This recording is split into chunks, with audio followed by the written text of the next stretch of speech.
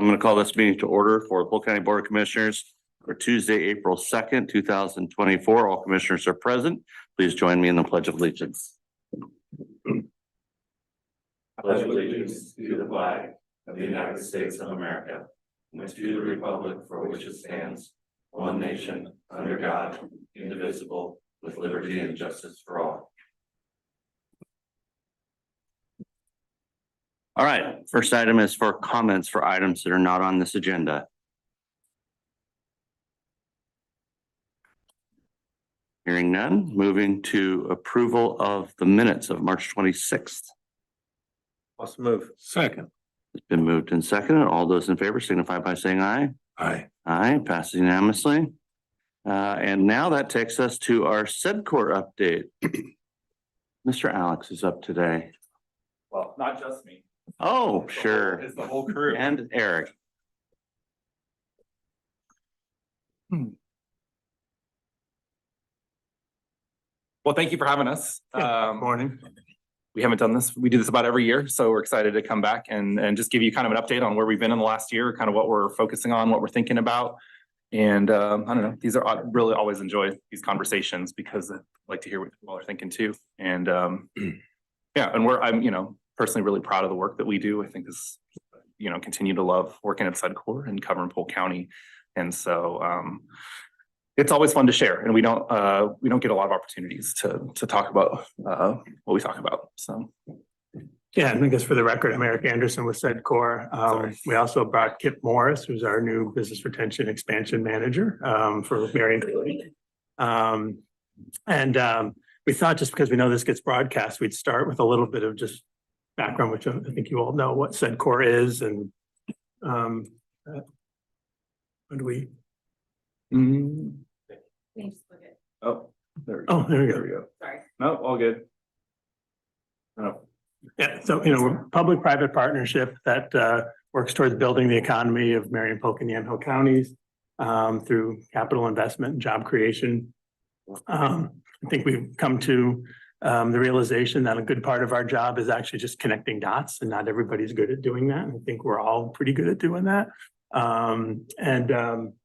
We have various initiatives, including the SEDCOR Construction Alliance, Launch Mid-Valley, which is a small business entrepreneurial program around the region, and our Northwest Ag Innovation Hub, which you'll be hearing more about from Alex.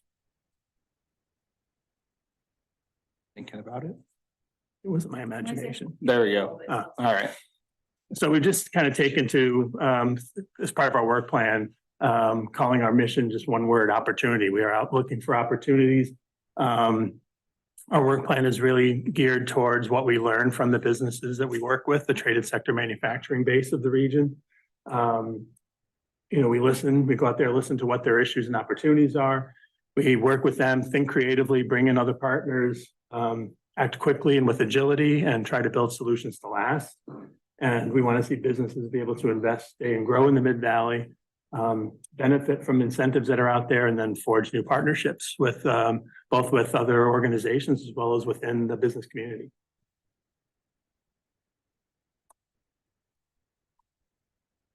I'm gonna just do it old school. Yeah, that's fair. So our just in general economic development strategy, we're about job creation and retention first and foremost, which is business, outreach to businesses in the region, trying to diversify the economy, bringing in revenues for the community, improve quality of life, and attracting investment from outside communities. Here are some of our more recent business retention expansion projects that we've been working on around the region. Let's start with Dreamies. Yeah, sure. So this is a name you might know from us, but Dreamies Creamery that's here in Dallas is a sheep's milk creamery.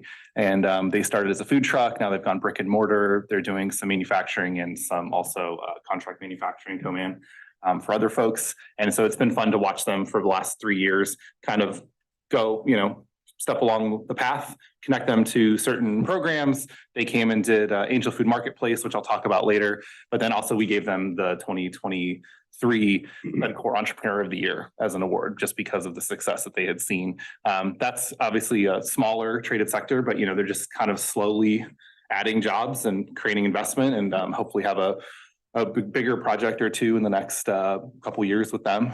The other one that, and I think you've all heard me talk about this, but I'm really excited about, is the PDX, the new terminal. Port of Portland's done an amazing job of sourcing local for a lot of it. So the ceiling is getting lots of airtime, of course, because it's the Ferrez manufactured plywood, mass plywood panels, rather MPP.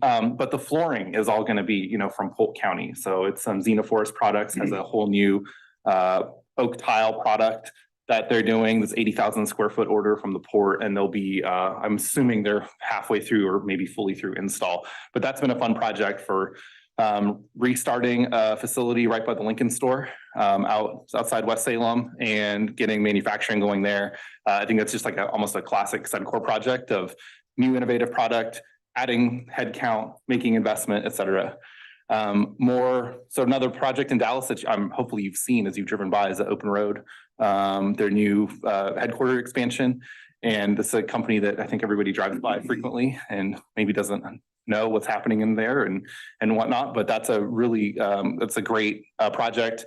I think Valerie's here, so they've got an enterprise zone as well. And so, of course, working with the assessor. And the other project that I've been involved with, hasn't really started moving yet, but is that Western Interlock expansion into Independence right by the airport. And so that's a industrial site that's been available for quite some time. So we'll start, we'll be more engaged with that as that starts working its way through. So. And that Western Interlock project's going into the former Oregon Alder site in Independence, which has been 20 plus years on the list of certified, industrial sites, which kind of gets to something we'll bring up a little bit later. Kind of just industrial lands being a real challenge for us in the region. Yeah.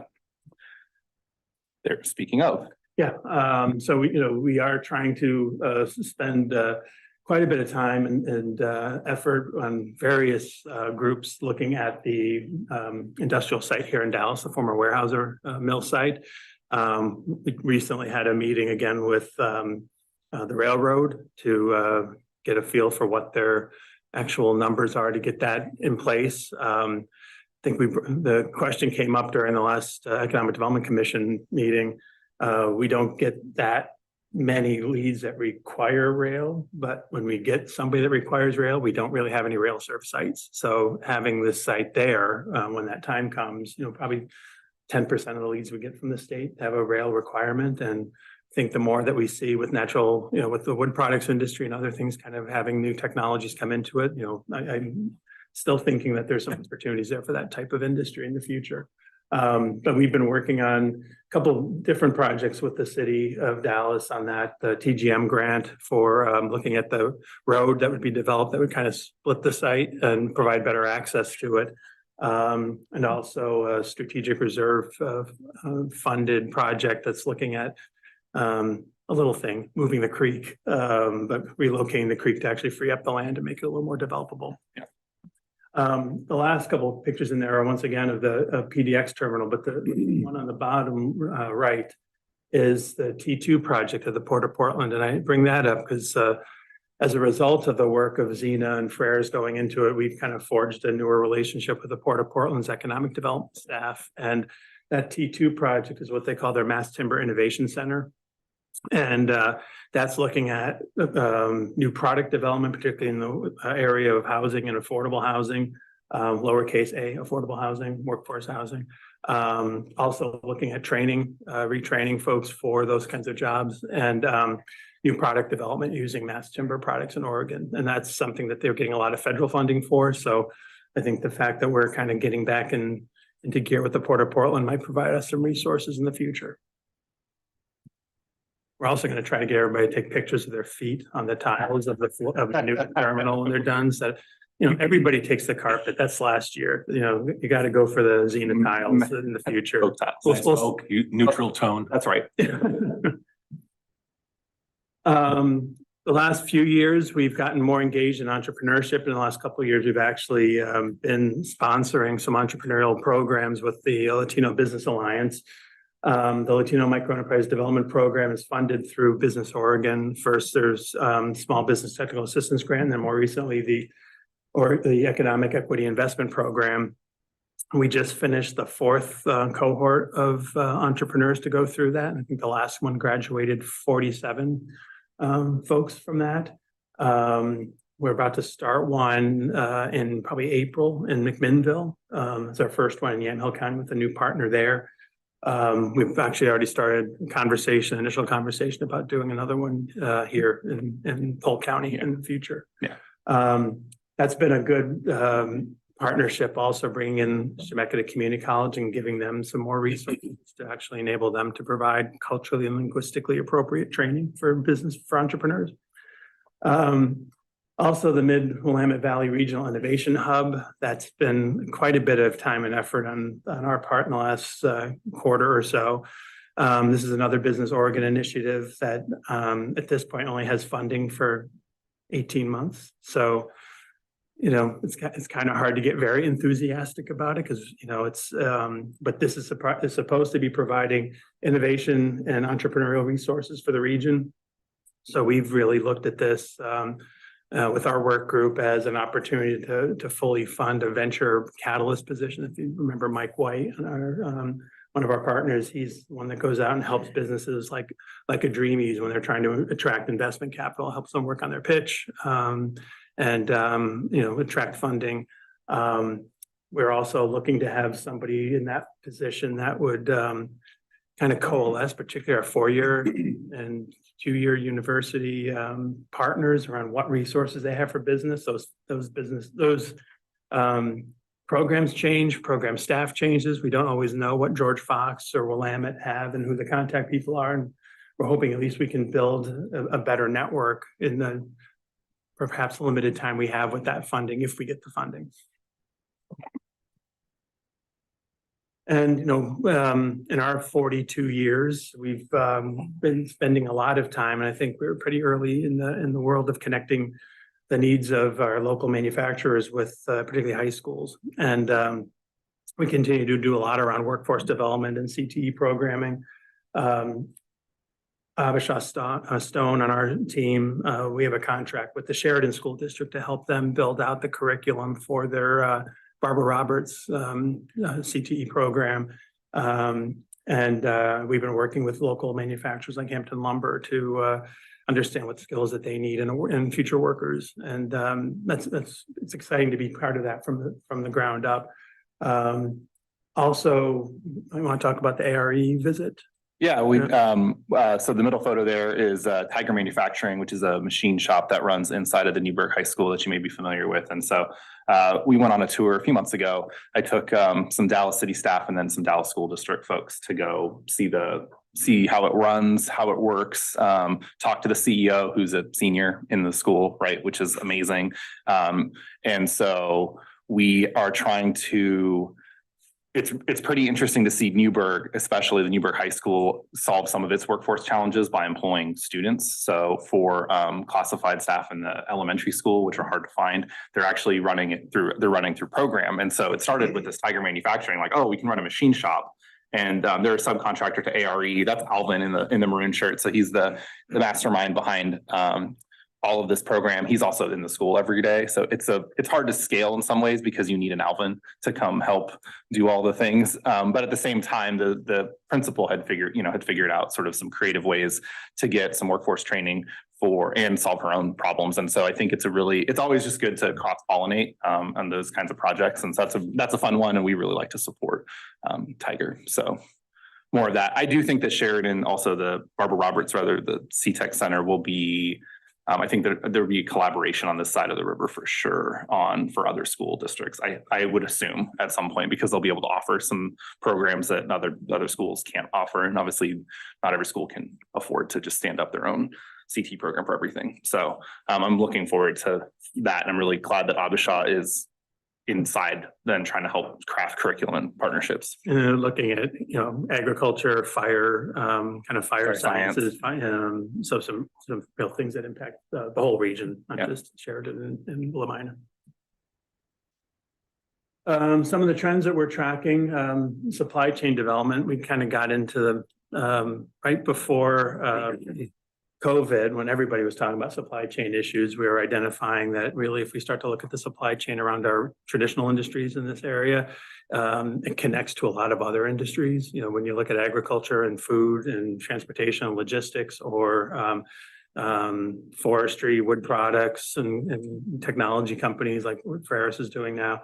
And so we're really, particularly in a tight workforce situation, we're really trying to identify where there are supply chain opportunities, so we're not just attracting in new employers that are going to take employees from other employers. And even a company that we're working with, like Agility Robotics, people kept talking to us about, this new tech business that's coming into Salem. And it's like, well, it's actually part of the supply chain around warehouse and distribution. So, the robot army will be deployed in warehousing to begin with, at least. Workforce availability, just as I mentioned, our work plan is industry led, and we try not to jump into other lanes, but every once in a while we'll have a conversation with a business that opens up kind of our minds to, wait, this is an issue that, maybe SEDCOR can add some value in. We've talked before about our childcare program, and that was centered in Newburgh with DCI. They were having trouble attracting and keeping workers because there wasn't childcare opportunities. And really, our model is to go in, identify what the issues are, bring in resources, convene the group, and then hopefully kind of spring it out as a success. And that's what's happened with that Project Oasis. I think they have their second facility now in Yamhill County. Same type of model around workforce housing. And once again, I think we were a little bit ahead of the game. I think everybody's kind of talking about this now from an economic development perspective, but we heard firsthand from a bunch of employers in Yamhill County that particularly in the Newburgh area, that they were having trouble keeping and finding workers. They couldn't bring in new workers because there wasn't affordable housing there. Once again, lowercase a. So that same model, we talked with one, ADEC was kind of the leader in this conversation, but then other employers followed, including George Fox, even the school district, and Friends View Retirement Home. Different types of employers with different types of needs and different salary structures. But it's been a really interesting, process to go through to identify how we work with employers, identify resources, with the help of Representative Anna Scharf. We got some funding available to actually develop a revolving loan fund that we quickly got off of our books and spun off, and now it's part of with the Missing Middle Housing Fund. And we do have part of our deal with the state was to put together a case study that's on our website of really how this process worked, how you work with employers to convene the discussion, bring in the partners, and identify resources to launch something like this. So we look forward to, I think, with the first projects actually moving through the permitting process in Yamhill County, and hopefully by the end of next year we'll actually have some projects that we can point a finger at and say, hey, this was done with this process. Oh, and then the last one on that was just industrial lands inventory. And I talked a little bit about that, but I think we're really going to have some challenges in the next few years as our sites not only get developed, but then the ones that are actually bought by developers, kind of regionally, the ones that are in private sector hands. I was just telling these folks this morning that we've been working with the project for quite a while, that we had narrowed down 2 sites in the region. And we just heard from the state yesterday that they had a goal of $5 a square foot. That was their, don't give us anything more than $5 a square foot. So this morning when I go back to the office, I have to send a note that says we're out, because our 2 sites that we had submitted and put a lot of time and effort into already are both in the $11 to $14 a square foot. But they are ready to go, but that's the going price these days in the region. You know what the state is basing that $5? It's the client, not the client. It's the client. Yeah, they're French. So that's Especially, okay. So they're comparing the entire. They're looking at several continent. states, and Okay, so- yeah, and it'll be interesting because we're not that unique when it comes to not a lot of public land. I mean, when you go to the east side of the state, you've got ports that actually, control land. when DAS still owned Mill Creek, for example, we were still in the running with a lot of things. It was $3, 30-50 a square foot. But as the developers moved in, bought those, finished up the infrastructure, started planning roads and actually put in buildings, and that started to creep up to $10 a square foot. And also the markets kind of followed that way too. I think we're becoming much more part of, from a real estate perspective, Portland Metro, as Portland's lands have for industrial have filled up. They start to come south and southwest, and all of a sudden, you guys are an hour from us too. So it's I don't think that's going to go in the other direction. And we have been spending quite a bit of time, as you all know, on agriculture. And I think one of the really great things that SEDCOR has been doing in this regard is not just trying to figure out how we help agriculture, but really how we add value, how we bring technology into it, how we work with the next generation of farmers and growers, the next generation of businesses coming into the industry, and really develop that supply chain. And I'll let Alex kind of go through all the things that we've been working on there. Yeah, sure. This is a quick hit list of probably projects from the last year that hopefully you've heard about, and hopefully it's not the first time, but I just wanted to recap. One of the pieces that we worked a lot with was the Oregon Entrepreneurs Network. They run an accelerator program for food startups. And so they did a marketplace event. Usually that's in Portland. For the first time ever last year, they brought it to Salem. So we had 50 vendors come. A part of it, and they're from all over. They're not just Portland vendors coming down. It's actually more accessible for a lot of vendors to be able to get to Salem, and parking's easy at Chemeketa. It was held at the Ag Hub building, which I'm sure you've all been to. But that was, we had a couple hundred people come through. We had a buyer or a couple buyers from grocery stores that you would know, kind of just walking the floor. And that's like a dot connecting kind of event. Similarly, we did an event we called the Locally Grown Supply Chain.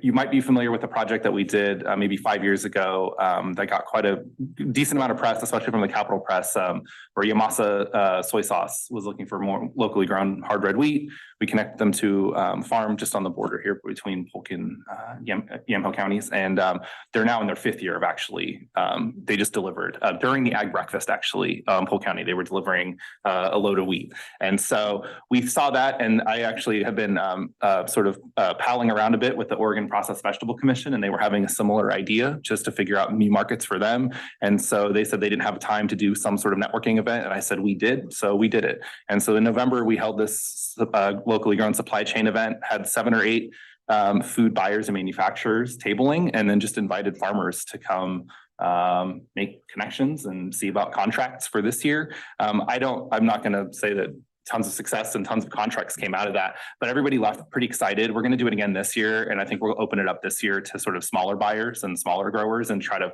be a little bit of like one stop for everybody, regardless of size. We really tried to focus on larger scale manufacturers last year and farmers, but I think we'll try to do sort of catch all this year. And really, when you think about it, the fact that no one actually brings processors and growers together. I mean, we started with growers, but there's no, when you start to think of, and part of it might just be how siloed, no pun intended, we are in agriculture with, different commissions with different industries. So there's a lot more work to look at cross sections. But, when we start to think, ambitiously about the future for some sort of supply chain event, you start to bring in, different kinds of processors and different kinds of, even working with some of the coastal partners on some of the fishery businesses. But it just feels like that's a really good opportunity to try to once again grow the economy from within the state, as opposed to, always trying to bring in capital from outside. And you heard this story already, but I'm on the Oregon Beef Council's Commodity Commission. We did a visit to a beef packing plant in Idaho a couple months ago, and I was with 20, 25 ranchers who had never been inside the packing plant, and it was striking to me that of course they've been dropping off cows there for lifetime, probably multiple generations, but didn't actually understand the rest of the supply chain kind of aspect of it. And I think it just reiterated that I think we have a pretty good opportunity to connect the dots within sort of the farm to table supply chain, and that nobody's really necessarily doing that. And so we'll keep trying to kind of beat that drum. Jim. Yeah, if I could, just a quick question, just curious if you're seeing, since you kind of started this, have you seen a growth in growers sort of in the network and on their contact list and startups and et cetera. Have you seen a growing participation rate? Or is it kind of ebb and flow? It kind of ebbs and flows. It kind of depends, like probably more this year because markets don't look particularly great this year for a lot of different crops that we grow. And You're saying more lean in. So more, just more, probably just like more conversations about that, or more getting, walking into an event and getting pulled aside and being like, hey, who do you know? Who can you connect me to? Something like that. And so I think that's the part where, if things are good, things are good. If things aren't good, then you're like, hey, I'm going to try to shake the trees. And they lead into the network and the Right. program and the That's community. Right. Okay. Yeah, that's right. So, And it's interesting, the processors are also kind of, we don't have to really sell it to them. I mean, Simrise, we had Simrise and Bob's Red Mill at our ag breakfast in Marion County on a panel talking about food, how they work with growers, or in the case of Bob's Red Mill, don't directly work with growers yet. But I think they all want to make that connection. And, I think that's where we see, more opportunity to bring in more of our manufacturing partners too. the only other thing I wanted to highlight was I think you're all familiar with our partnership with Ag Launch out of Memphis. They run an ag tech accelerator for startups. And so we did an event last May. It's Cultivate Northwest for a startup boot camp.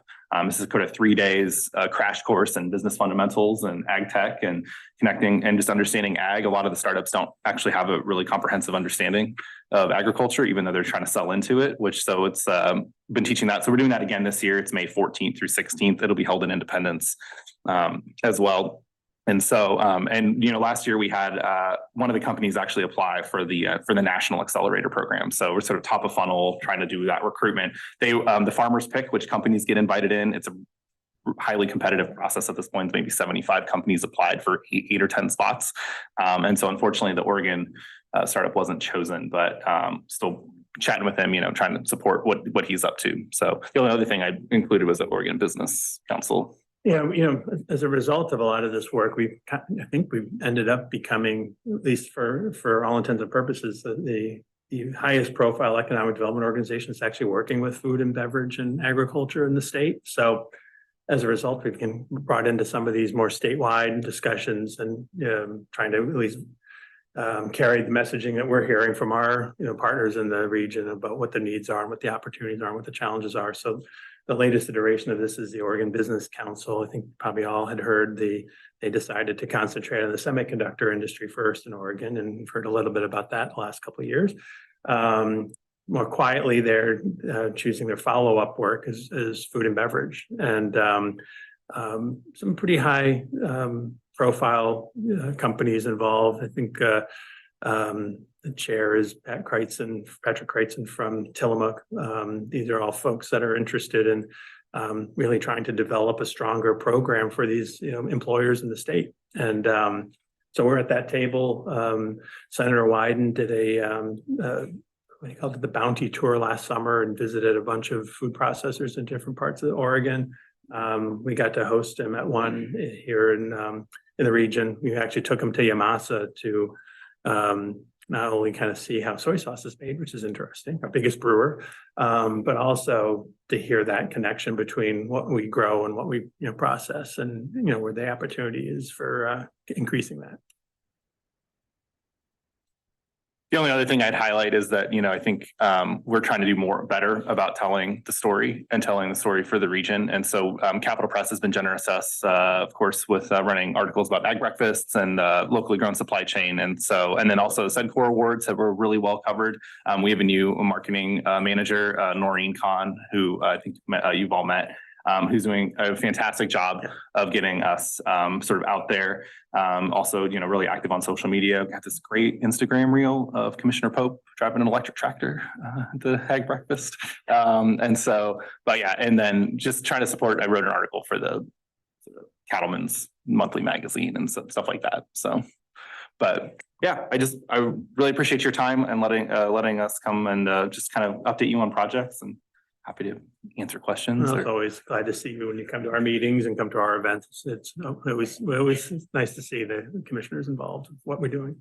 And really appreciate the support for Ag Breakfast every year. That's really it's one of my favorite events, probably the most stressful to put together, just because it's usually 2 events in 1 week, and you know, how that goes, but it's always rewarding to see it come together. And I thought this year was a good, I thought we did a pretty good job of sort of connecting the dots between the supply chain and having those kinds of conversations. And of course, people, you know, always stick around for another like 60 or 90 minutes, which is, you know, we always joked the real meetings after the meeting. But that was a fun way to kind of kick off or sort of end sort of the winter. So. I tell you, I really liked egg breakfast this year. I believe with OSU in the food marketing. That was really interesting. Okay. And the products she brought and describing some of the things they're doing and tying people together. And then the farm direct to the processors. I mean, we have so many canneries and food processors in Salem. And I know they're struggling. Yeah, we used to have more, We right? used to have more. Yeah. City of Salem's not helping us out there too much, but they're still struggling to make it. But the more we can tie in that direct sale, leave the middleman out, that's gonna make our farmers that much stronger. So I see the big picture. That'd work amazing if you could really make that work.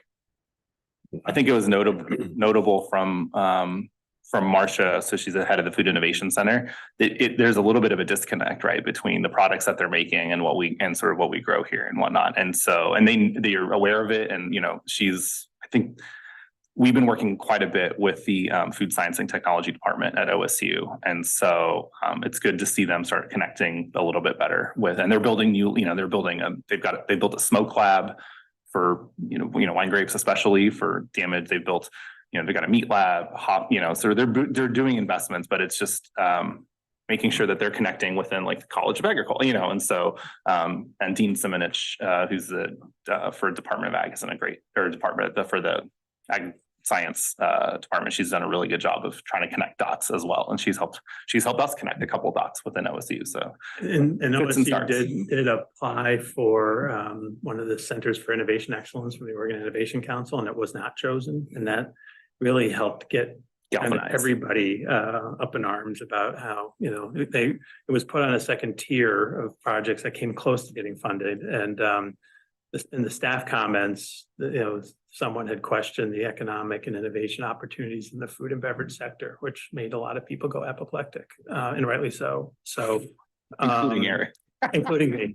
So I think that really did help kind of engage us all on, okay, how, you know, well, I just put these numbers together. Even our workforce partnership doesn't target food, beverage, and ag as a Target industry. Yeah. And you know, I just was reaching out to Kim and saying, I would like to have this conversation again, because according to the Department of Employment Department, we just hit $1 billion in 4-county region that they serve in payroll in those industries. And I think it's notable also because quite often when you see statistics come out, it's ag and then, or it's non-ag related when they look at the economic statistics. So this is one of the first times we actually saw ag and food and beverage in the same numbers. So when you hit $1 billion, it's like, we should be doing something with these industries.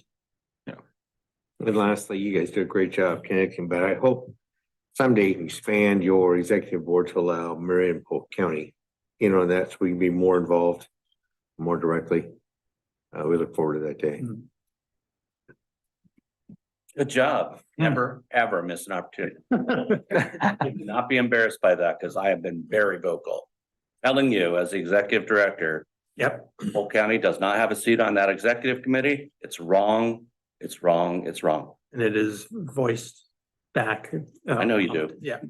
I know you do. Good job. And I know the staff team supports that concept. Ditto. So I'm curious if you're in the ag and you know, in that sector, are you seeing workforce housing challenges as well, or is that more? Workforce housing on farm is complicated. There's way more rules. And it really is farm dependent, depending on crops. So if you're, that's a way more, it's like temporary housing, but then also there's OSHA rules around heat and all it's much more complicated. And the processing sector too. I'm just curious, because workforce housing is a challenge here. Yeah. We're an employer. It's a challenge for us. It's a challenge for a lot. I'm just curious what sort of sectors, if you're hearing from sectors, that this is a particular challenge? Most of the challenge that we hear about is probably overtime, like ag overtime related, Sure. more than housing related. Ag overtime has been, the hot topic for the last couple of years. And farms are changing the way that they, the testimony during the discussion was that, hey, we're gonna not pay overtime, we're gonna cap hours, and they are. And so most every farm that I know that's doing it has capped hours. So that's more like top of mind for the labor challenges than the housing piece. The housing piece, it's really sporadic. I mean, it really is just like farm by farm dependent. But I don't also, there's not a lot of levers for on farm, like for that type of housing on farm. More broadly, I think it kind of feeds into the same discussion that Newburgh Workforce Housing Consortium was trying to address, that 80 to 120% of average median income, so lowercase a affordable housing, and trying to build programs to help accelerate just housing production. And I think that's really what that was about. So I think that kind of addresses some of it. That's why we did the case study. But Which industry sectors are kind of driving housing issue with that case study? I'll take a look at the study. Well, ADEC was certainly the kind of manufacturing one that brought it to the table. So that's, dental products. But I think what we saw there was there's because, George Fox and as people kind of self-identified as being, this is an issue for us as well. And that was partially working with the city of Newburgh. So they were able to connect some of those dots with other employers. It became public sector, school district, George Fox University, which I guess is not that much of a surprise that would be a challenge for them as well. But I think for the school district, one of the things that became an issue for them, they realized how many people didn't live in Newburgh that worked in the school district when there was a snowstorm in Portland and people couldn't get to work, so they had to close the schools in Newburgh. And then we're like, okay, wait a minute, we've got to figure out how to get more teachers in our communities that they teach in. Yeah. And for Friendsview, they have Friendsview retirement community, so they have a lot of employees to keep that running, and there tend to be a little bit lower paying jobs, and so how do you address that? How do you have your workers?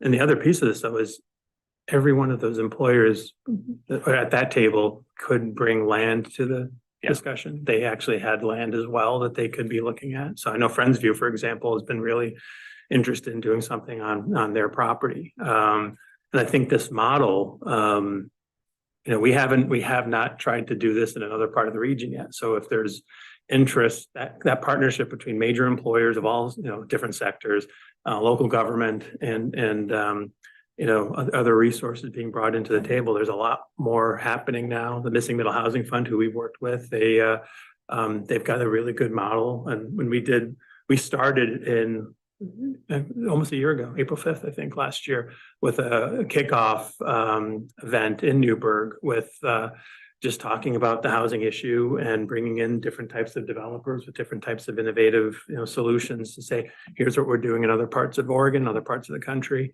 And modular manufacturers and then with local government there to also kind of hear and kind of share their stories. And as a result of that, not only have we, got this program in place to look at actual projects that came out of that, the request for proposals was released shortly after that. But also the cities in Yamhill County, the smaller cities in particular, are all getting together to try to digitize their permitting process. That was one thing that they realized was a challenge for just kind of a consistent permitting process for new development. So there's been some offshoot opportunities too. Yeah. I think there's opportunity in Polk County to convene conversations around this. Obviously there's capacity issues to, reproduce that project elsewhere, but certainly there's some disconnect between partners I think would mutually benefit from more intentional housing conversations. When I ran into a developer in Dallas whose high density kind of multifamily project was approved by the planning commission and denied by the city council because of perceptions of multifamily housing, for example. That's going to have ripple effects in our economy and our ability to attract employees. And so I think there's opportunity there. And that's part of it, is that sort of the vernacular that we use, because when we're joking about referring to it as lowercase affordable housing, it's, affordable for people that are living and working in the community. When you start talking about capital A, capital H affordable housing, For those of you that were at the SVN event, I don't remember the numbers, but I remember it was twice as much to build affordable housing than it was to build market rate housing per square foot. And that just floored me. And that's when you start just connecting those dots in your head and thinking, oh, okay, so where did they come up with that difference? And oh yeah, I'm paying for that difference. We're all paying for that difference. And Can a person making salary X afford to live where they work? Yeah. That's a simple question. And I wouldn't be able to, I got into my house by sheer luck before prices skyrocketed. And I'm paying my mortgage now. I couldn't afford a 1-bedroom apartment with what I'm paying with my mortgage. we had that as an icebreaker at one of the early consortium meetings with the workforce folks. So the different people around the table, the icebreaker was, what was tell us about your first house, whether it was one that you rented with your own money or your first house that you bought. And that was, I remembered, okay, my first house, I remember going, there was 105,000. I'm like, wow, it's over $100,000. And I had a job that paid, I think probably $55,000 or $60,000. That job now, 30 years later, probably pays 80, maybe 90 in Fort Townsend, Washington. And that house is, I think, on Redfin at 650. So there's no way that, and it perpetuates it as generation, people move on to another job. The person that had your job couldn't afford your house, Housing and childcare, it's just a different landscape. Yeah. And another question, one more maybe. This is fun stuff. So we're experiencing almost full employment right now. Would you say there's a lot of incentive for innovation? Obviously, automation is controversial in itself, but are you seeing, are there capital opportunities for folks to see their innovative ideas through if they have a good business plan? What's the capital landscape with interest rates and how are those intersecting? I mean, I think from an opportunity perspective, there's lots of opportunity. I mean, employers are challenged all the time to try to find the entry level. The way I think about it is sort of, it's a pyramid. And so your entry level workers at the base of the pyramid. Well, if your $18 an hour guy doesn't show up, you have a $30 an hour, $35 an hour guy that has to do that work to keep things moving. And so we are, this is like track one of Sedcor's greatest hits, is sort of like every business and every industry is an innovation, is ripe for innovation and is focusing on that. But we in Oregon don't have a ton of tools to help incent that. So most of our tools, hinge on job creation. And at a 4%, 3.9 or 4% sort of unemployment, that's rough. And so we've been advocating. I think we put together a proposal 2 years ago for the Good Jobs Challenge, which is federal program about helping companies to wrap around services for folks that were making investments in automation, and then an incumbent worker training component to upskill people that already worked there to get them more money, but then to help, sort of career path for that, like a ladder for them, but then also creating an incentive for the company to make those investments. And so it's I think, lots of opportunity, not a lot of, I mean, there's some money, but not a ton for those types of things. Well, like in the Future Ready Oregon funding for, a lot of that's to get people into the workforce that aren't currently working. And what we're hearing from our manufacturers, at least, is they have opportunities to automate.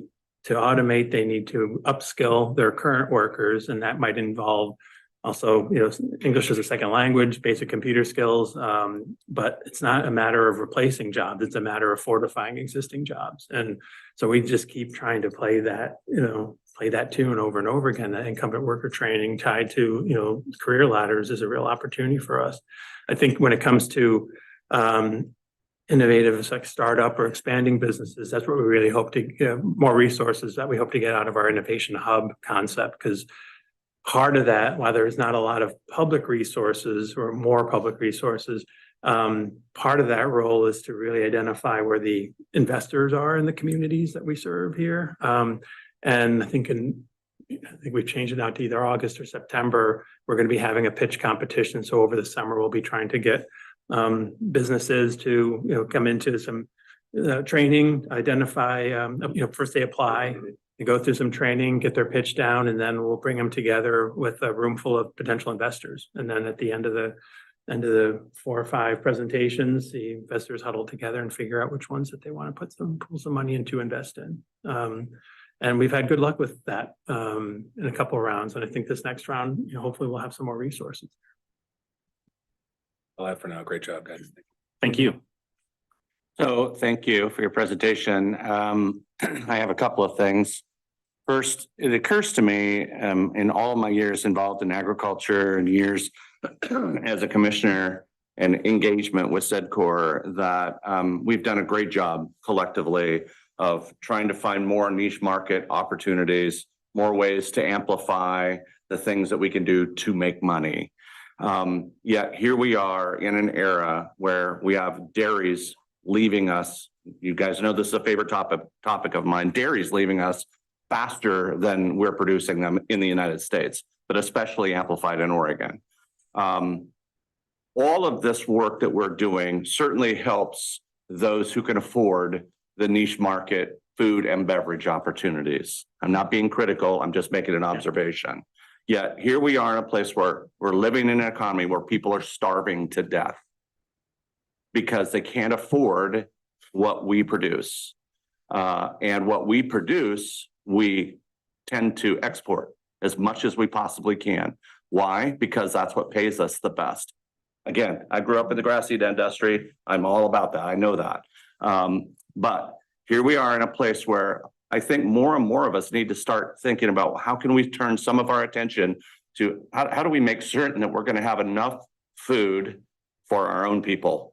How are we going to make certain that we're not going to be victims of a global marketplace or a national marketplace that's trying to find a way to make the best it possibly can? I want all agriculture and forestry to make its premium, absolutely, but not at the expense of our own constituencies struggling to buy groceries every day. Hot topic in the news all the time right now. Some of it's very political, but the fact of the matter is, any of us that go to the grocery store today and are looking at, again, to kind of the point you've made, it's not just mortgages, it's also food supply. Yeah. And it's affecting all of us. But we're spending a lot of our energy looking at how can we get more out of that marketplace. And I appreciate that we need to do that, but I'm hoping that we can start shifting a little bit more attention back to how do we survive here? If we lose all of our dairies, for example, milk is a basic staple. What are we going to do about this? What's the answer to this question? Grain production in Oregon is dropping quickly. Good reason, because we don't get paid for it. And vegetable production in the Willamette Valley has been, in my lifetime, evaporating. And the producers, the processors can't stay here. It doesn't fit for them. And so they pull up stakes and move. You talked about, how far away, our cattle processors are. And that's becoming a crisis. I mean, we're working ourselves toward having no supply chain on basic staples to feed our own people. And so I don't mean this to be a political speech. I'm pleading with SEDCOR and SEDCOR's members, like, let's start talking about this. Let's start having a more substantial conversation about what can we do more of to make certain that our people that are here, that have been here and paid to build the infrastructure can survive here. The other thing that occurs to me is that we're going to need to have real conversations about the change in lifestyle. I mean, housing clearly is a big #1 topic every day, but for all of our people who have become accustomed to eating their food through fast food process are also going to starve. They are not going to be able to, they just can't do it. I mean, as we're approaching a $20 an hour minimum wage, and we hear this all in the news, if it happens in California, it is happening in California, it's going to happen here, no question about it. We just can't do it. And so how are we going to make up for that gap in the marketplace as we go forward? And then finally, I want to let you know that the workforce issue, of course, I work a lot in workforce sector, and I now sit on the Workforce Talent Development Board state, and have just been asked to co-chair a new commission for reviewing workforce in the forest sector. And as that was brought to me last week and I was asked to do this, it really did turn the light on for me. It's like, yeah, what have we been doing for the forest sector? And you guys, and Alex, you specifically know what we've been doing or not for the ag sector. And I don't know if the ag sector cares that much about studying where we are, but I'm very confident that the forest sector will want us to study this. And it'll be hard to keep the politics of what we're doing to our forests out of that conversation, because it is a part of it. But to me, these are things where, again, I appreciate what we're doing to try and spread our wings in a global marketplace, but, refocusing back to center a little bit occasionally to say, let's not forget about the challenges we have right here in front of us every day, and try to keep the state. Yeah, no, that's a great point. Just a couple of things that we didn't include here. There's been, ODA just wrapped. There's a USDA regional food systems grant that just wrapped up.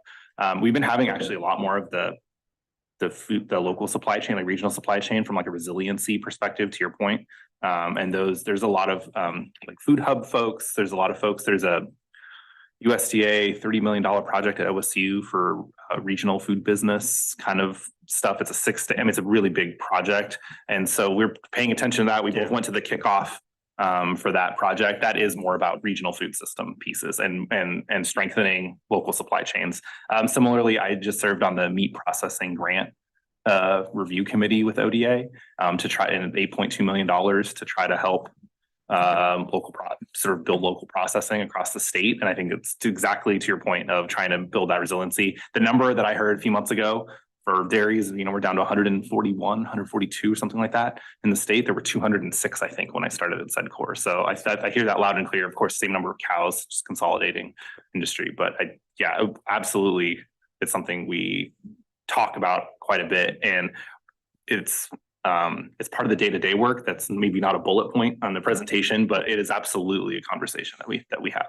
Well, and food security is an economic development opportunity in food and beverage, I think, is something we raised previously during the whole conversations when we're all talking about COVID related issues. And during the pandemic, I remember asking that question to the then Governor Brown, is this an opportunity?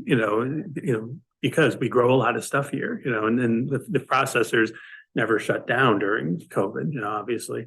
I think it's something now that needs multiple state agencies also to be kind of looking at it, not just, one or another. It's not unfair to throw it all at the Department of Agriculture, for example. But I think the Food and Beverage Council discussion, because it has been addressing some of those issues, and also the issues around consolidation and what consolidation in the retail area and distribution area has done to really stifle the opportunities for small businesses to get their product in an affordable way onto shelves also.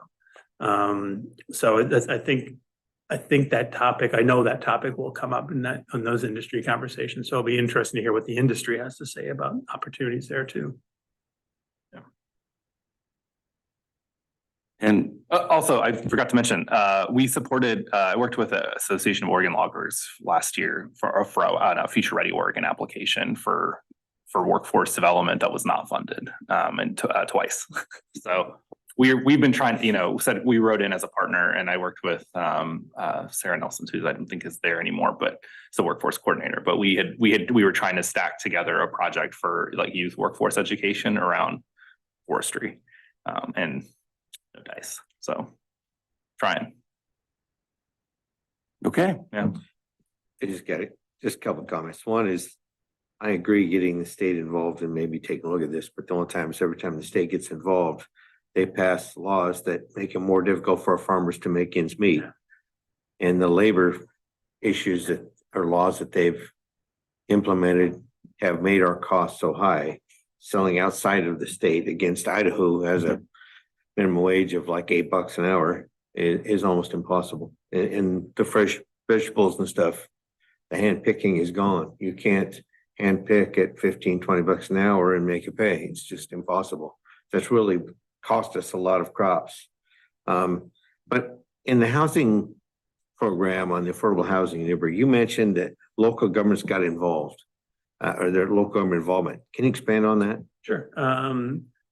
with Newburgh specifically, as we were going into some of these early conversations, you know, the developers were always saying, well, here's how come we can't offer an affordable, you know, lowercase a, affordable home to workers in this area. When you start looking at systems development chart, when you start looking at zoning, when you start looking at some of the things that a community might have set up, perhaps mostly unintentionally, but the unintended consequences of doing that, or we'd like to see these amenities in this area, and we want to see these curbs, we want to see, you know, all those costs, burying electric lines, you know, all those various things that are easy decisions for planning commissions to make.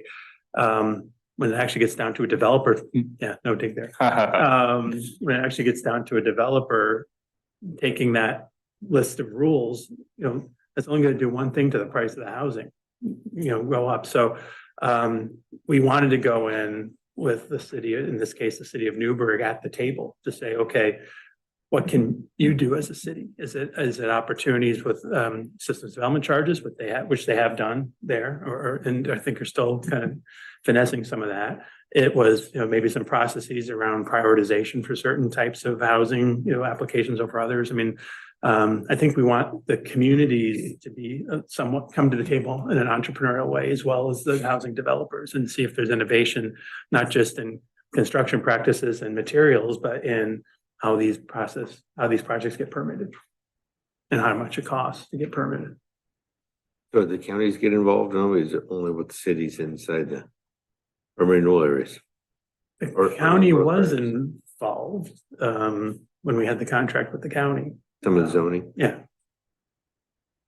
It, you know, that work started under the Yamhill County contract for us. And that was a result of the outreach that we're doing as part of that. Okay, once again, thank you. Thank you. Thank you for the conversation. Do we have any non-listed items? Okay, seeing none, we are adjourned.